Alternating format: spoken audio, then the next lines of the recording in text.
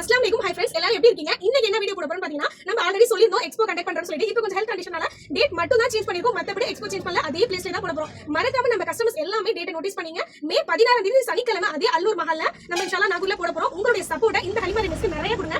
நாகூர்லயே இப்படி யாருமே போட முடியாத அளவுக்கு மிக பிரம்மாண்டமான முறையில நம்மளுடைய எக்ஸ்போ அல்லூர் மஹால்ல மே 16 சனிக்கிழமை இன்ஷாஅல்லாஹ் போட போறோம். உங்களுடைய சப்போர்ட்டுக்காக நாங்க ரொம்ப எதிர்பார்த்துட்டே இருக்கோம். உங்களுடைய சப்போர்ட்டால மட்டும் தான் எங்களால நிறைய கலெக்ஷன்லாம் கொண்டு வர முடியும். இதுல நான் மட்டும் ஸ்டால் போடல, என்னோட சேர்ந்து கூட ஒரு 25க்கும் மேற்பட்ட ஸ்டால் போடுறாங்க.